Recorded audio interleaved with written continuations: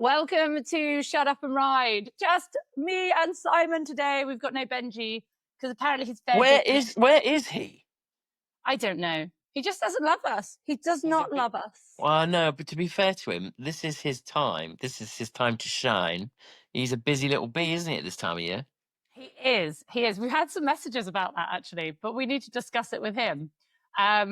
Because apparently one of his shows went disastrously wrong and he had to sort it out. And someone sent a message saying they were really impressed with how Ben dealt with it.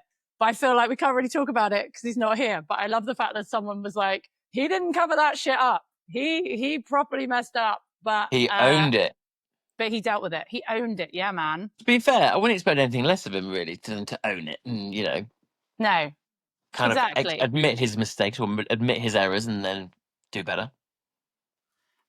So welcome to the podcast, everybody. If you are new to the podcast, what's going on with my hair? I don't know. We're going to be starting putting this on YouTube. Might have to look better.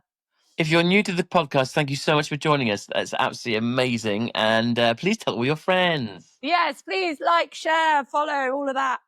Yes, please do. If you're new to the podcast, welcome. Go back and listen to a few. Ben's in this as well. We're very funny, I think. But also we cover lots of controversial You're very subjects. funny.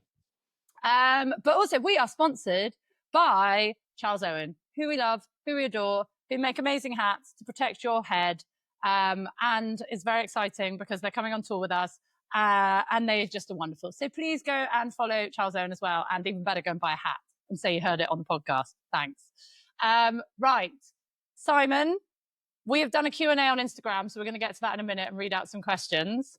No, we covered a lot of topics last week. I want to start by reaching out to all the amazing women who've been reaching out to me because I felt like a bit of to use a Dawn French phrase, a bit of a twat. Crying and sharing my hormonal stresses with you guys.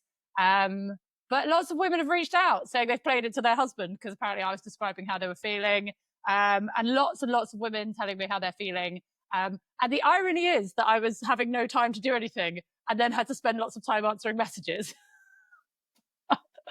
But I loved having the messages. I just felt very sad that so many women are going through the same thing. So please do message, talk to each other.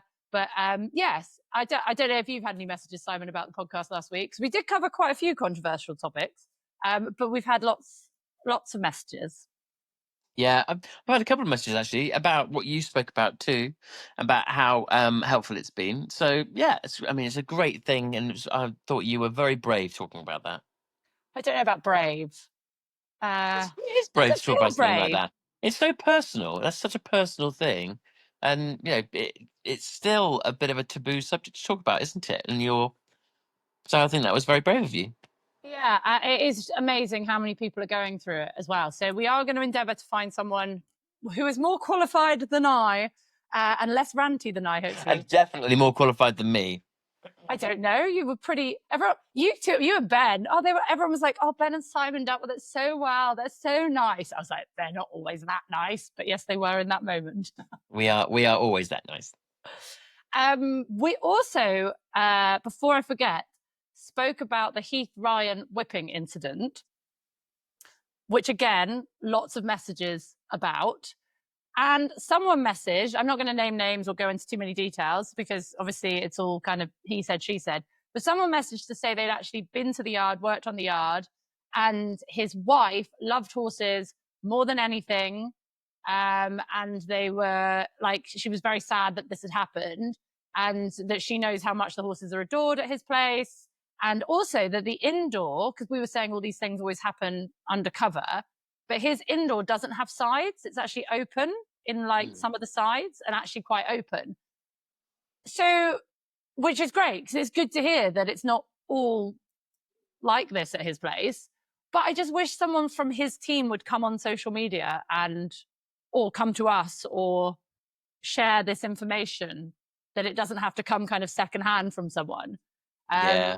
I'm assuming that basically they're scared of making it worse. It can't be any worse, but no. I'm assuming that's probably what they're thinking. And also they don't want to be associated with it, do they either? Yeah. So there's two sides to every story. We're never saying that we know everything. So if they, again, it's always open to come and say what it is like at their yard and all of these things, and how, and more information, I think, is always needed around these incidents. But it just doesn't seem to come. It's kind of like, this happened, you're an awful person, and let's chase you with pitchforks down the road, rather than let's learn, educate, and find out everything. Yeah. Well, anyway, how is Simon? Because you've been winner chicken dinner. Tell me everything. Yeah, I won again. So actually, somebody commented on that. They said, "Oh, when Simon said he was the fastest and he's the only one inside the time, they laughed or something." I was like, "Oh, thanks, mate."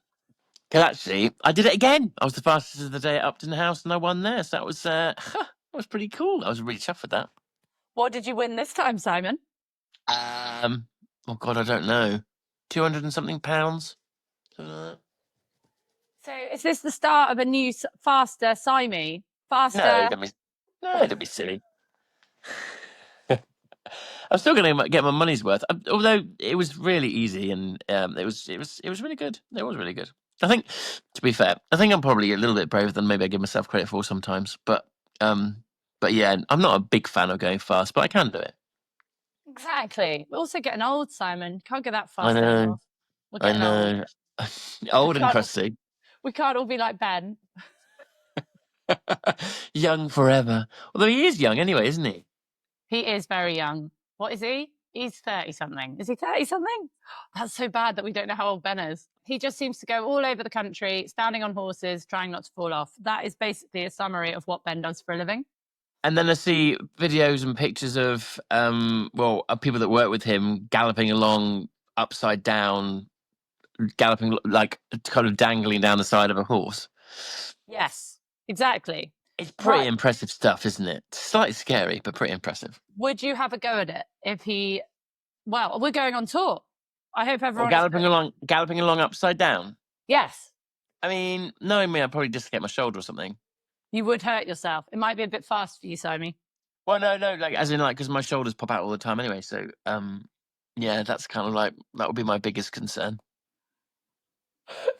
Losing your shoulder, like in a bad. Because I told you about that, haven't I? When I had surgery on my left shoulder before the surgery, it just used to come out, I went to an event, went to Chatsworth, and I had 3 horses in the 4-star there, and I was running a little bit late. I went and rode a horse, kind of like to prepare it for fitz dressage in my like normal clothes.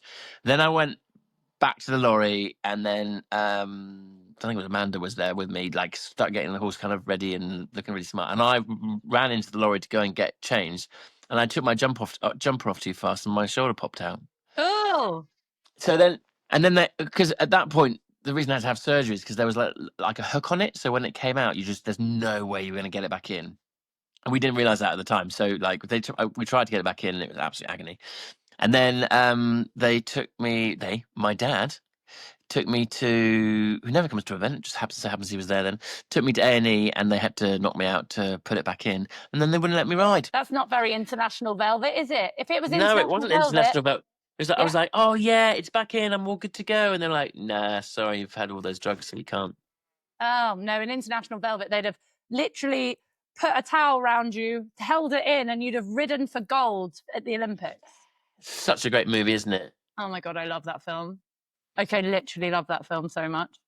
But what's her name? No, what's her name? Oh, Tatum O'Neal. Yes. The actress. Yes. What? It's like, this is really random. I was looking her up the other day. Like, I saw something about her somewhere, and I read about. She's had a really rubbish life ever since, hasn't she? Oh, I don't know. Why? What happened to her? I can't remember. This is really bad. I've just said, she had a really terrible life afterwards. I can't remember what actually happened to her. Yeah, podcast gold right here. Thanks for listening, guys. Anyone who has tuned into this podcast for the first time is going, what the holy fuck is this about? Why the hell has he just said that when he has no information? I have no information, but I just know that she's had a bit of a rubbish old life. Okay, well, we'll find it out for next time. I think she's had drug problems and stuff. Oh, that's sad. In my head, she is like touring the world, giving lectures on her gold medal winning days. And married to a German. Was it a German she married? in the film. Yes, he was really good looking, wasn't he? Yeah, blonde hair. Oh, and then when they had to shoot the horse on the plane, that's terrible. Awful. That was really bad. I didn't like it as well when she's galloping across the countryside and the boys are chasing her in the car. Yeah, awful. It really freaked me out, and all I kept thinking is that poor horse. You know who the stunt actress was for that, don't you? No. Ginny Elliott. Ginny Lang. Oh my God. Legend. Yeah, legend. We should get her on here. All right, you've got her number. I think she'd be so interesting. Oh my God, she's my hero. My first ever badminton, I remember watching her come through the sunken road on Wilton Houdini, and it was just literally one of the greatest moments of my life. So, was that when she won? Can't remember. I don't have your 90s knowledge of eventing. Was it really wet? I think it might have been. Like chucking it down. Ginny did badminton in 1992 with Wilton Houdini, and he fell the Fairbanks drop, but she did complete, and then she got back on and finished. I think she did, and then he won in 1993. It would have been 93 because I was there then, and just before I turned 13, so I would have turned 13 in the October. Was that when it had like a palisade bounce down into the sunken road, one stride, jump up, bounce, and then over another palisade? Yes. Yes, 93. Okay. Eventing, great. Let's get her on. I know you don't have much time, so I'm going to push us on. I've got one thing to tell us that is a funny story. So I hike. I've already told you this, but I'm going to share it again for the listeners because I said I would give them a shout out. I went for a hike on Saturday in the middle of nowhere in Canada, there's a big long hike. It's like 900 and something meters high. And you can take a gondola up to the peak of this mountain, but I hike it with my son and my neighbor, Scott. And we're in the queue to get the gondola back down. And we get up there before all the tourists get there and you get a coffee and stuff. And then we go back down. And I'm not joking, Simon, when I say I am sweaty. I've just hiked up vertical mountain. I smell, I'm covered in mud. I'm not pleasant to be around. And she's looking amazing. Oh God, I don't think I've ever looked worse, to be completely honest. My hair is due. I was like, I'm getting my roots done the next day. And this lady comes up and she's like, hi. I was like, oh, hi. I immediately think I'm in trouble. I've lost a child. I've done something wrong. I'm like, oh fuck, what have I done? What have I left? Who have I forgotten? Like, what have I spilt? Have I picked up your phone by accident? She's like, oh, I just wanted to say how much I love the podcast. And I was like, oh, I just wasn't expecting it. So I must have just looked completely confused. And then my Canadian friend, Scott, who he very politely often asks me when we're on hikes together, oh, how's the podcast going? But I don't think he realizes that people listen to it. And he has absolutely no idea about horses or what I do. And genuinely, I think he thinks it's just like a little thing we're doing and that I just basically talk to no one. And he literally shrieked, do you know who she is? At this poor woman, like got right up in her grid and was like, what? You know who she is? You listen to her stuff. And this lovely lady was like, yes, I like the podcast. He could not fucking believe it. It was absolute bloody gold. I was like, thank you, God. This is hilarious. Anyway, I said to this lady, she's called Grace, thank you very much. And then she tagged us on social media later. So Grace, that was absolute genius in the middle of nowhere, making my neighbor realize that what I actually do and what we do is actually listen to people. So thank you, Grace. And I would say probably made your month. Well, at least made my week. I say month. I'd say Jenny's famous. I'm not famous. I think you are famous, and Ben is famous. Let's be honest. I think Ben is the most famous out of us. Oh no, you are probably famous. I'd have said Ben is the most famous. Would you? I did. Yeah. And to be fair, you'd be right up there because, like, people know you from Brutal's Roundup and all that kind of stuff. What's really embarrassing now is I speak to people and they're like, "I used to watch you when I was a kid," and they're in their 20s. Oh, fuck off! Oh, I wish I could say that to you, but I can't. You're only a year younger than me, Simon, or 2 years. Yeah, exactly. You're 43 now. I can pretend. Maybe. So yeah, you're less than a year younger than me. So poke off, Simon Grieve.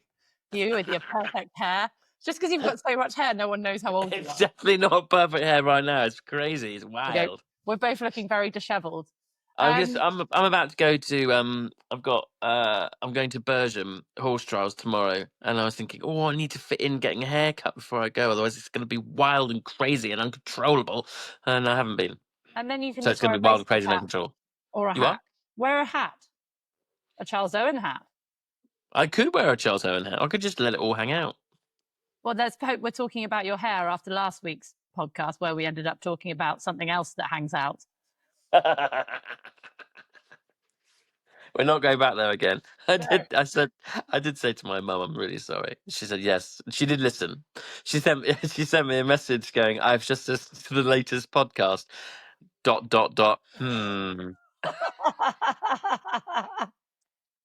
And then lots of kisses afterwards. So I was like, oh, good. At least she's okay about it.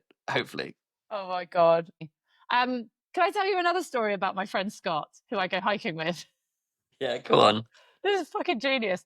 So he occasionally fosters dogs before they get put for adoption, and the last few have been like puppies. And I get back from I've been watching humpbacks down in the water near us. There was humpbacks. Wow. Oh my God, it was amazing. Oh my God, I just sat there. They were so close to me, Simon. I cannot tell you. And they were like diving out the water, and it was unreal. It was literally unreal. So I drove back like in my own little world, having had this. Can you go swimming with them? I don't think they're so big. I think I'd be too scared. Like, they're so big. They're so big. Like, they were coming out of the water. They do this thing called lunge feeding when they throw themselves out the water. And like, they were so high. I was so close to them, I was having to look up. Like, wow. And they two of them, and they do it at exactly the same time. Oh, it was amazing. I sat there for hours. On the show. So anyway, I'd had like this kind of surreal experience and was driving back in my car. And we live in like this townhome area, and some of the townhomes have balconies on the very top in their roof. So anyway, Scott comes running out and he's like, can you help me? And of course, me being obnoxious was like, no, fuck off. And he was like, Jenny, I'm actually being serious. There's a dog on the roof. I was like, what? On the roof? Yeah. And at this point, I didn't think Scott had a dog. And he was like, I was like, what? And I thought there was going to be some kind of punchline. And he was like, no, I'm fostering a dog and it's got on the roof. I was like, what the... Am I on something? You're allowed to smoke things in this country. I was like, are you smoking something? He was like, no, you need to come and help. So anyway, in my head, as we ran through his garage to then get up into his house and onto the roof, he was grabbing a ladder. I was like, grab dog treats then. So we get up onto his roof on the top of his house, and I'm there going, right, thinking it's going to be a puppy. A puppy has climbed up out of his balcony onto the roof. How, I don't know. Because was it a Great Dane? It's really difficult. So I'm expecting this puppy. And I was like, what's he called? He's like, he's called Carl. I'm like, okay, fine. So I start calling Carl, Carl, and I'm climbing onto this roof, risking life for something I've never met. Carl. Then Scott goes, oh, but he doesn't know his name yet. Oh, good. That's helpful. Like, come on, doggy. Right. So, and then like Carl appears from because the roof is in like a apex from the other side. Like a bloody Game of Thrones White Walker. This dog is enormous. It's like some kind of husky cross, and it's got those freaky ass white blue eyes. Oh no, that's really beautiful. They are beautiful, but not when you're a couple of meters up. Not when you're face to face with it on top of a roof. I don't know if Carl's friendly. Carl's enormous. I'm shouting Carl. And then I hold the ladder. Scott climbs onto the roof trying to grab Carl. And then Scott turns around to me and I was like, oh, Scott, I've never seen you wearing glasses before. Glasses on. It's like, not a conversation for now, Jenny. Then he turns to me and he goes, he climbed on the roof, but I can't even get him in the bloody boot. How are we having this conversation?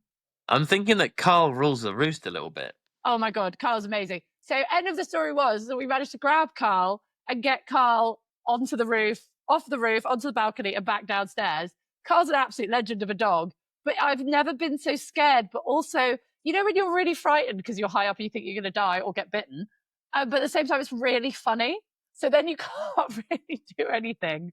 So yes, I'll have to put on Instagram after the podcast goes out a picture of Carl because it was just one of the most surreal experiences of my life. I was like, I have to tell someone this. I had to rescue a dog called Carl off a roof. I know. I'll tell the podcast. Yay! So welcome to the pod. Anyone new? This is what we talk about. So yes, that was my Carl story. Okay. Thanks a lot. Right, shall we do? Has anything else happened to you before I do a Q&A? Oh my goodness, hasn't lots of stuff's happened, but no, I don't think anything particularly exciting. Just like a standard time week. I am intrigued to know what's annoyed you this week. A few things. Standard. Fuck off. What has annoyed me this week? Simon, Ben. You two not answering the messages. Gregor. Pretty stressful. Gregor did annoy me, but I don't think I should air our dirty laundry on this podcast again. No. Delilah. No. Again, James. kids. It is kid related. Okay. Right. But they haven't annoyed you. If you're a parent, you'll get this. If you're not a parent but going to be, you'll get this. If you just want to try and save the planet, you'll get this. Kids' parties, right? Hate them. If they don't have an invitation saying adults bring a bottle on it, my kids aren't allowed to go. Flat rule. Sadly, this party was outside our house and the kids live a few doors down, so I kind of had to. Goodie bags full of plastic, useless shit that your children will use for all of 10 seconds, or spill the bubbles out of the fucking bubble thing, or squish the cake, or they'll give lollipops that are going to rot their teeth. I just don't understand why kids have to have goodie bags at parties. But I loved a goodie bag when I was little. I don't think there was that much plastic shit going around back then. No, probably not. But you could blow bubbles. Yeah, it was always bubbles, wasn't it? But now, my kids got 2 little tiny rubber ducks in this one and 2 little tiny water pistols that don't work. All plastic. Yeah, that's pointless. I know. I don't do that. I get like art things that they can actually. Yeah, I was going to say, what would you put in your party bags then? So last time they got like painting stuff, so they could actually like sticker stuff. Like sounds like plastic crap, but it isn't. It's like these like they design, like they get a big sheet of paper and then there's numbers on it and then the stickers go on the numbers. So it takes them hours and it costs a bit more for one item, but it's like entertainment for the kids for ages. And then I've done things like, because everyone's got paints at home, like these things where you make sun catchers in the windows. So whereas most things in the party bag are all like $1 each or £1 each, and you get loads of them, I'll spend like $5 to $10 per kid from Hobbycraft and get them like a ceramic thing they can paint or something, like one big item in each bag. And then obviously some as healthy as I can find sweets, because I'm that dickhead mum. Just call you Kirsty Allsop. Yes. Location. But yeah, plastic. It's just really annoying. It just seems never ending at school and stuff. So that has annoyed me. Made me angry. It's not horse related. I should probably have something called, oh, I know what should have annoyed you. Have you been watching the show Jumping Europeans? Because one of your pet hates happened. Did it? No, I've not seen it. So anyone listening, what is your pet hate at the end of a round, Simon? Oh, that's cross country. That's at the end of a big 3-day event when they just throw the reins at them and expect them to just gallop around with no support, having been supported for the last 11 minutes. Well, after the last fence? Yeah. So it doesn't annoy you in show jumping? No, nothing like as much. Oh, okay.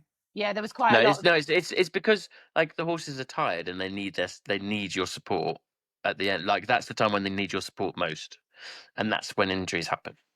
Yeah, when they just throw the reins and go over the finish line with the like. Yeah, when the horses work really hard for you and is probably very tired. Oh, okay. Well, show jumping is a bit different. I always think it's quite ballsy when people are celebrating before they've landed from the last fence, because you still got to get over that time. Oh, yeah, did I see that? I think I did see a clip of that. Like the guy was like he was in midair over the last fence and he started celebrating. I was like, whoa! If I did that, I'd have it down behind. Also, you can peck on landing, surely. Well, you can still trip before you go through the timer. You still got to get through that finish flag. Exactly. But did you see, obviously, congratulations to Team GB for the show jumpers, silver. But did you see what happened to Scott Brash with Folly? Yes. Well, when you dropped the reins. Take me through that from a professional's point of view, because... I mean, I don't quite know what he was doing. No. Like, what happened? Like, in the that was really bizarre. someone said, what went through your head? And he went, oh, shit. The horse was amazing though, wasn't it? Like it was proper on a proper like misser, like with no reins, and it was like, I think I'm supposed to jump this, so I just went through and jumped it. And I mean, he sat amazingly as well, and didn't. Well, I'm sure he did panic, but he like didn't appear to. It was really like amazing stuff. Amazing stuff. Yeah, if anyone's not seen it, go and check out World of Show Jumping is showing it. Clip My Horse, everyone's showing it. So if you're on social media, I'm sure it's come up. But he comes round. It looked like a bit of a boxy kind of left-right turn to a triple combination. Yeah. He wasn't even at a fence and he lost his reins. He turns. The horse is basically under the fence. He has no reins.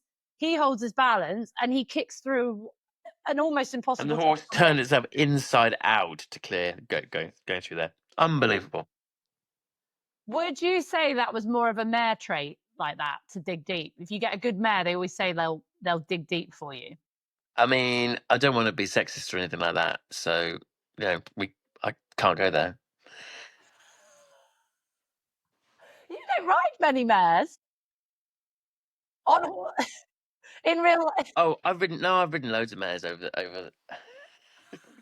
Jenny Roodle, you're terrible. I've not ridden very many mares, no. No, you know. But I've competed quite a few. Many mares with 4 legs, it seems, at the moment. Oh no, I think we're all a bit tired. Oh my god, we need Ben. Ben. Hell, no, he'd be like sticking his 2 pennies worth in with that one. Yeah, he definitely would. Right, are you ready for Instagram questions? Yeah, go for it. So Nicole Brown has suggested. Nicole is a very wonderful commentator for eventing and lots of other stuff, and TV presenter. And she has said, can we send you Shag, Marry, Kills? And my wonderful friend Kate Tarrant, who has featured on this podcast lots of times, one of my best mates, has suggested Austin, Jay, and Carl. Well, Shag, Marry, Kill. Oh no. Austin, so I'm guessing Austin O'Connor. Are we going for Shag first? Shag, Austin, Jay, or Carl? Come on. Austin. Only one of those would be interested in me, so I'm going to have to shag Austin. I reckon Austin would be wild. You think Austin what? I reckon he'd be wild. You think he'd be wild? Well, should we message his lovely wife, who is super hot, by the way? Austin's wife is really hot. She is. She's fitty. She is fitty, and she's just a wonderful human. We love her. So you want to shag Austin or Jay or Carl? No, Austin. Okay, so you're shagging Austin. Yeah. Who do you want to kill, Jay or Carl? Oh God, I don't kill anybody. What's the other option? It's just shag, marry, kill. That seems a bit aggressive. I thought it was shag, marry, avoid. Yeah, so I mean, aggressive. I mean, I don't think we want to kill anyone, Jenny, do we? Let's be honest. No, let's say avoid. I think. I mean, I'd quite like to marry Carl because he's a lovely man and he's got a very nice home and he's very homely, and he'd be a good person to be married to. I reckon. I've seen his champagne stash. So yeah. Yeah, so all the more reason. But to be fair, Jay, he'd be great to get married to because he's great fun and you'd have a real laugh all the time with him. It'd be a laugh a minute, wouldn't it? It would be a lot of fun, but he's always busy. He's never at home. He's always away at shows. You'd be lonely. Yeah, so does that mean you're going to kill him? In the nicest possible way. I'd do it I'd get him drunk first. In the nicest possible way. Yes, I'm going to kill him. Well, that's hard though. I love you, Jay Tiger Hallam, but I don't know if I could be married to you. Would you shag him? He's a good-looking boy. He is. But I think my heart, I'd just want Carl Hester. What, you want to shag Carl Hester? Yeah, well, I did once upon a time. So basically, it's just Carl to all of those. Apart from the. Oh no, you don't want to kill him. I don't want to kill him. No. Nah, it's a tough one. Okay, so out of Austin and Jay, who would you rather kill? I know Jay better than Austin, so it might have to be Austin. Yeah. I've known Jay a long time, so I'm sorry, Austin. Yeah, process of elimination there. Well done. Well, how are you getting out of this? You've got to answer it as well. No, I've said mine, haven't I? It was Shag Austin, marry Carl, and dispatch Jay. I love it. Kate Tarrant, where the hell did you come up with that? Questions. There is loads of them. Oh my goodness, see all. Jesus, lots of people. So, I love this. Someone's just sent a picture of their corgi. That's not a question. It's just a corgi. Jenny hates that. She's putting a face. Excellent work. Well done. Well done. I'm going to send her a clapping. Right, Simon, from Claire, most embarrassing horsey fail. Most embarrassing horsey fail. Well, we've done this before, haven't we? I talked about my leaving the arena at Little Downham, didn't I? Oh, go on, share it again because it's so bloody funny. I was doing a dressage test on Mini-Me, who was slightly psychotic. And I went on centre line, did my halt salute, and then I turned left and I went to do a leg yield from the outside track to the centre line. And she said, I don't want to do that. And I was like, yeah, no, you do. And she's like, no, I don't. And she stood up and she launched and she reared her way out of the arena and then across everyone else's arenas. And then, which was really embarrassing. And then I did go back and I finished the dressage test. And then the judge got out of the car. She said, you do realise that you are eliminated, don't you? And I was like, yes, but that's not the point. I want to finish it. And then I got in Horse and Hound that week, so because it was it said Piggy March won her section on whenever it was, despite Simon Grieve and Mini-Me galloping through their arena. And I was like, why do they have to name me? That's really mean. But I think I have told that one before, so I'm really sorry, anybody, if you've heard that one already.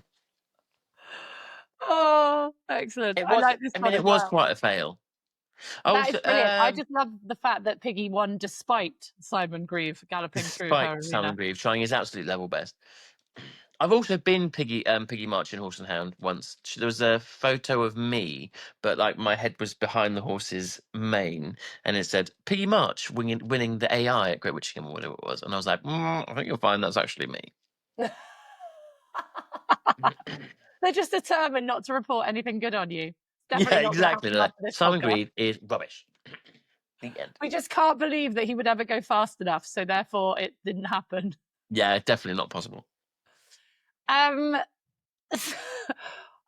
Horses, who we have mentioned on here before, has written, Simon, how many inches?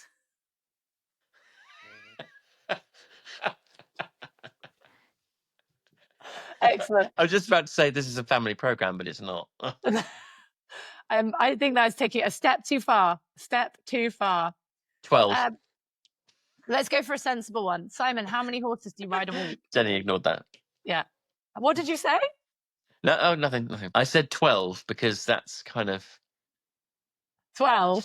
Stupid, but realistic at the same time. It can't be 12. What's the biggest one in the world? Why not? What is the biggest in the world? I'm going to Google it. This is going to really bugger up my history. My browser history. How big is the biggest living penis in living inches, being specific? Oh! The longest penis on record is 18.9 inches. Wow. This is measured when erect. Are we allowed to say that on the podcast? He also holds the records for the thickest with a circumference of 10 inches. I mean, who was this person? I mean, that's like a disability, isn't it? It's got to be, isn't it? Yeah, that is a disability. I've got to clear my history now. That's just taken my... Right, anyway. There's no clearing that, mate. It's there forever. Simon, how many horses do you ride in a day? I mean, it depends on the day, but like kind of on average, probably say 8. 8? That's quite a lot. Yeah. How long do you spend on each horse then? It is a lot. Well, it depends on what they're doing and how well they're going and all that kind of stuff. I do think 8 is definitely the max because I mean, I've like back in the day, I used to like ride a lot more than that. But I just feel like you end up. Sorry, someone just sent a message that's made me laugh. I feel like when you get to like number 8, then you're not in it anymore. Like, as however focused you are, like, that's a lot of riding. That's a lot of focus to be doing if you're schooling anyway. Anyway, what's so funny? Someone said, "Does Simon own any clothes that aren't Megan Elphick Ponies merch?" I think you do wear a t-shirt quite a lot. It's a good t-shirt. No, I don't. I did a TikTok the other day, and I was wearing it. And then that afternoon, I taught Meg and Demir and Harlow, Luna White, and I was wearing the same thing because it was the same day. So several different things have gone out, and I'm wearing that t-shirt. So yeah, it does look like I'm wearing it all the time. Or you just don't wash ever. Just never wash. And you've only got one of the t-shirts, so it shows how much use you get out of it. Yeah, shows it's good bargain for your buck. For Megan it's a really nice tee. I know, I like the symbol on it. I think that's very clever. Did she make that up herself? I think she did. That's very good. It's very good. She's a clever girl, that one. Okay, right. We'll do a couple more. They've got to be good ones. Least favourite horsey chore? That's actually quite a good question, that. I really hate putting studs in. You hate putting studs in? Yeah. I thought Gregor to do it, but he takes so fucking long just doing one foot that it's just not worth it. Well, it's just a bit of a grim job, isn't it? I mean, it's fine. Like, I don't mind it at all if like they've been done the day before and like tapped out and plugged and whatever. It's really easy then. But like, if you get to a show and they're not, mission and a half, that is. Yeah. This is from Expat Painted Equine. So I wonder what theirs is. Least favourite horsey chore. I don't mind cleaning tack as long as I've got hot water. I actually quite enjoy it. But when I've not got hot water and your hands are freezing and you've got to try and anything else, you can't do a particularly good job without warm water. No. But I don't mind most chores. I quite like mucking out, poo picking. I'm all right with all of that. But you're all like top level. You don't do any of that. All of that is fine. It's just having the time to do it. Also, I don't like, when they come in from the field, they've got a slightly long coat and the mud is stuck to their ears and neck, like welded in, and it's dried. Yeah. And no amount of curry combing. And it's still, but a little bit wet still. So you can't really curry comb it. Yeah. You can't really brush it. You got to ride them. It's dark. You can't get them clean.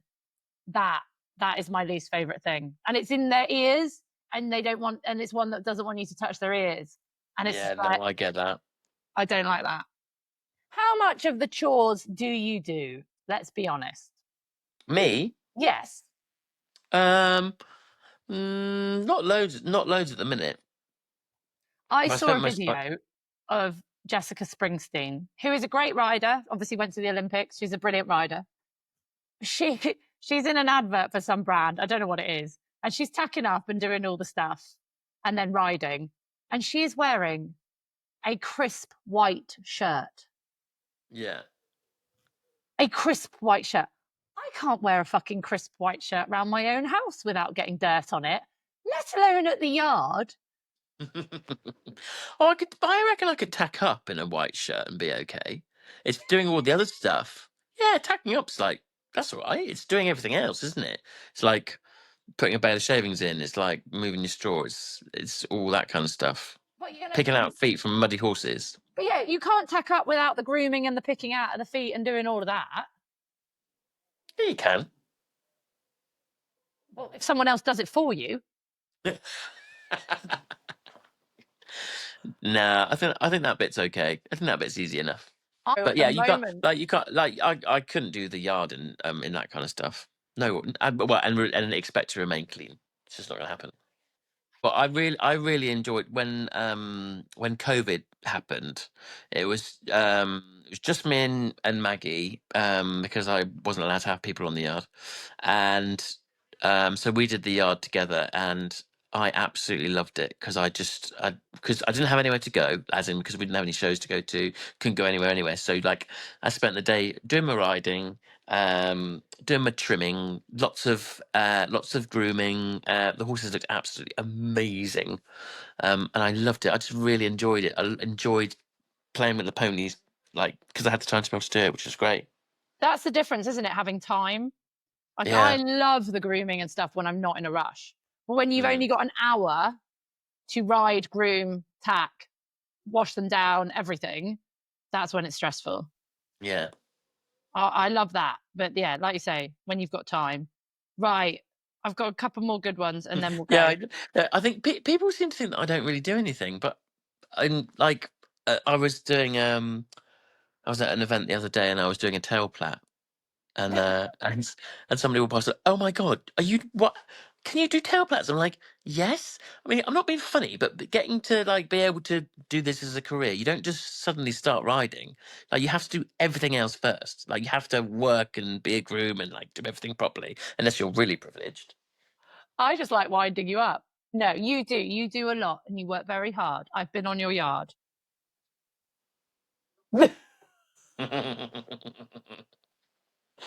Right. Several good more questions. Oh my God, we've got so many. If you could do another, where was it? It was down here. Oh yeah, Charlie Clarkey. If you had to compete in a different sport, which sport would you choose? Oh, as in a different equestrian sport or a different sport? I think a sport or equestrian. Do both. Is this something that we think that we might be able to do, or is this just we wish that we could do it? Yeah, I think if you're going to start your life again and you're going to be a professional in a different, I think you're overthinking this, Simon. To be I'd love completely honest. I'd love to be a good tennis player. Oh, would you? I would like to be a tennis player. I don't think I'd I have love the a good. mental strength. I just think it's a really cool sport, and they earn shed loads of money. Yeah, I like that.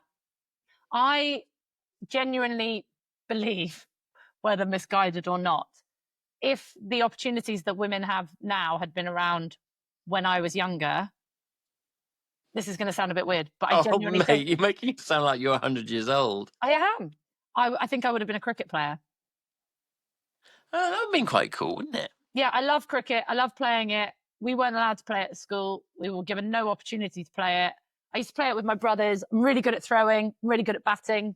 I absolutely love it. I've watched all of the England-India tests. I'm obsessed by cricket. And I think given the, I used to be in the boys cricket club at university. There wasn't a girls cricket club.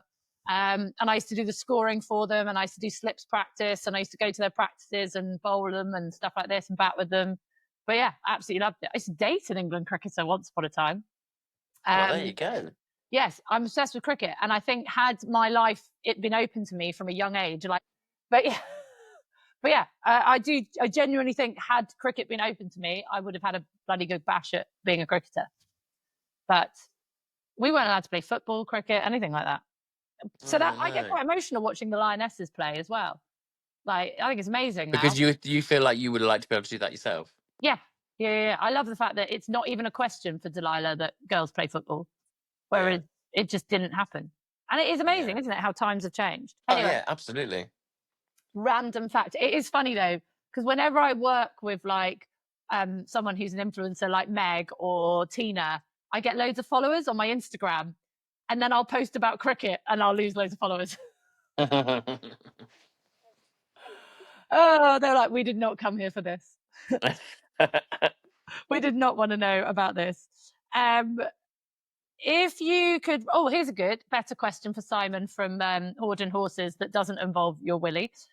If you could ride any fellow eventer's horse, who would it be and why?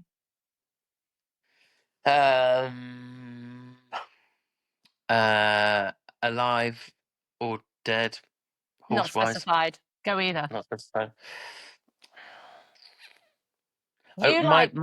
My brain always goes to Ginny, having already spoken about Ginny and Master Craftsman. I would have loved to have had to sit on him, see what he's like. I thought you wanted to sit on what's his name's horse, Tom McEwen's Toledo de Cursa. Toledo de Cursa, yeah. I mean, that horse is so lovely, but not as easy as I think Tom makes it look. No, he's really tricky. I think, isn't he? from what he said previously about the horse. But he's gorgeous horse, really lovely.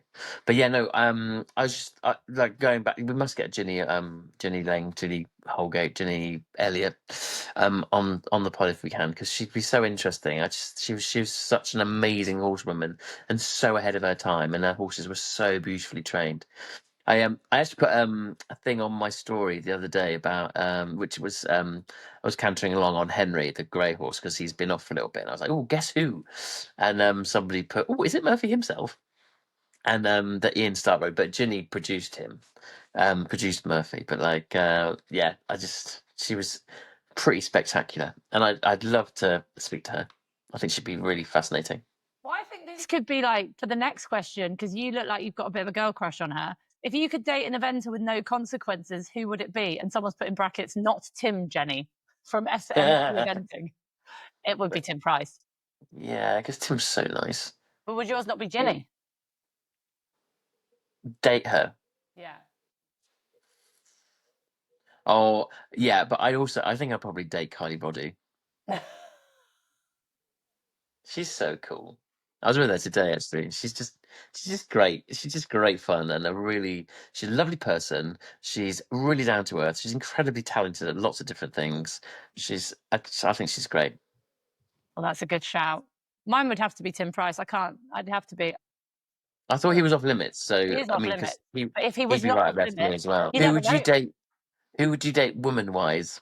Woman-wise, I'm a big fan of Laura Collett, as everyone knows. She's a good laugh, very good fun. She taught me about the porn star martini. I've thanked her a lot ever since. My drink of choice now.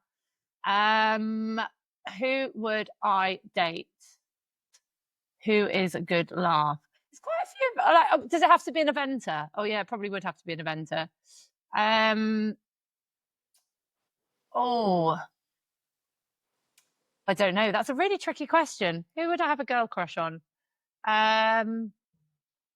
Oh, I can't think. I can't get past Tim Price. That's the problem. That is the problem. Right. What's annoyed you this week, Simon? What's annoying?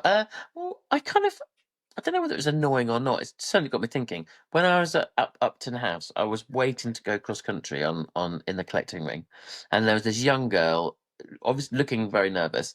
I think it was in the novice, and she walked over to this lady walked over to her and went to check her girth, and I didn't really think much of it. And then all of a sudden, the girl went, "Just get off," or something like that, or "Just go away," or something like that.